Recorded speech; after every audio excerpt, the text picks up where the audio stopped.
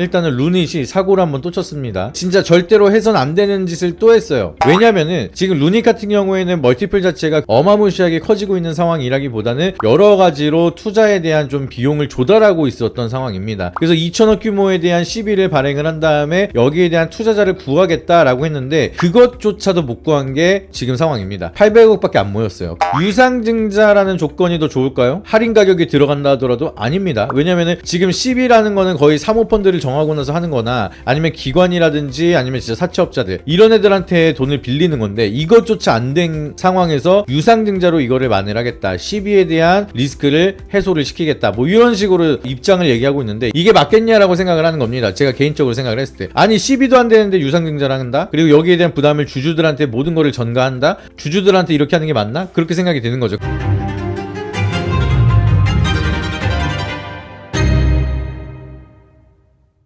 네, 여러분 안녕하십니까. 모항일TV의 김민성 전문가입니다. 오늘 촬영일자 기준으로 1월 30일 말일이기도 하고 금요일이다 보니까 여러가지 노이즈가 많이 만들어졌습니다. 근데 요거는 좀 빠르게 말씀을 드려야 되다 보니까 ABL 바이오라든지 HLB 이런 거 걱정하지 않으셔도 되는 부분에 대해서는 라이브를 통해서 바로 말씀을 드릴 거고요. 그럼에도 노이즈가 있는데 요거는 녹화 방송으로 박제 아닌 박제를 해드려야 될 것 같아서 오늘의 주제는 루닛에 대해서 한번 말씀을 드려보도록 하겠습니다. 일단은 루닛이 사고를 한번 또 쳤습니다. 진짜 절대로 해선 안 되는 짓을 또 했어요.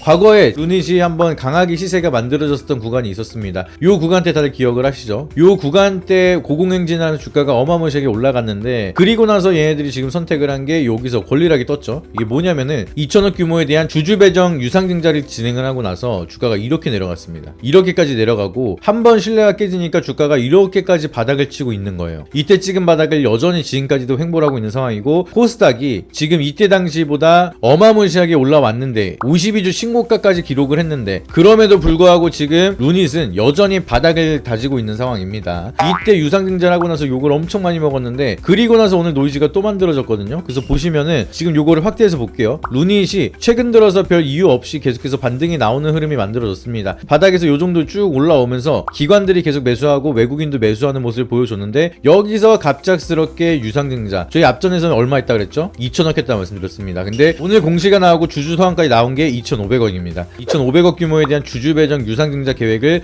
발표했다. 이 소식이 만들어지면서 급락이 이어지고 있는 상황입니다. 사실 공시 나오기 전에 이미 시장에서는 단독 보도가 나와가지고 먼저 세론이 만들어지긴 했습니다. 그리고 나서 장 끝나고 또 공시가 나오고 주주 서한 나오면서 추가적인 하락이 또 나오는 건데 근데 많은 사람들이 일부 그럴 겁니다. 최근 들어서 알테오젠도 그렇고 오늘 같은 경우에도 제가 ABL 바이오라든지 펩트론이라든지 HLB 이런 종목들이 갑자기 급락이 나타나는데 이 기업에 대한 펀더멘탈은 멀쩡하니까 걱정하지 마셔라 항상 이렇게 말씀을 드리고 있거든요. 그리고 여기서 오히려 바이오 같은 경우에는 하락을 잘 활용을 한다라고 하면 기회가 되는 경우가 많습니다. 근데 루닛은 그거랑은 다른 맥락으로 보셔야 된다라고 제가 말씀을 드리는 겁니다. 그래서 오늘은 좋은 소식을 말씀을 드리는 게 아니라 조금 주의가 필요하다. 반등이 나온다 하더라도 현재 구간에 대한 박스권 안에서 횡보할 가능성이 높다라고 좀 보고 있습니다. 왜냐면은 지금 루닛 같은 경우에는 멀티플 자체가 어마무시하게 커지고 있는 상황이라기보다는 여러 가지로 투자에 대한 좀 비용을 조달하고 있었던 상황입니다. 그래서 2천억 규모에 대한 시비를 발행을 한 다음에 여기에 대한 투자자를 구하겠다라고 했는데 이 사채를 투자하는 조건 자체가 굉장히 유리할 수밖에 없어요. 시비를 진행을 한다는 거는 일단은 무조건 원금을 그대로 지켜준다는 전제 조건이 들어갑니다. 쉽게 말씀을 드리면 얘네들이 거래 정지라든지 아니면은 상장 폐지라든지 이런 게 아니고서는 일단은 시비를 빌려주면은 무조건적으로 원금은 돌려받을 수가 있는 구조예요. 사채라는 게. 그리고 내가 그냥 가만히 들고 있는다 하더라도 여기에 이자가 나오기도 하고요. 주가가 많이 올라간다라고 하면은 이 시비를 주식으로 전환을 해서 엑시트를 할 수 있는, 그러니까 내가 100억을 받았는데 지금 주식으로 상장을 시킨 다음에 매도하면은 200억 300억으로 내가 매도할 수 있는 상황이 만들어진다라고 하면 주식으로 전해서 매도하면 되는 거고, 근데 주가가 내가 빌려준 거는 100억인데 주가가 그때 당시보다 많이 떨어졌다라고 하면은 그냥 원금 플러스 이자만 돌려받고 나가면 되는 상황입니다. 그러니까 되게 유리해요. 되게 유리한 조건으로 2천억 규모에 대한 자금 조달을 하겠다라고 했는데 그것조차도 못 구한 게 지금 상황입니다. 800억밖에 안 모였어요. 근데 시비에 대한 조건까지 했는데도 자본금 조달을 못한 거라면, 그러면 이런 조건부에서도 안 된 거라면은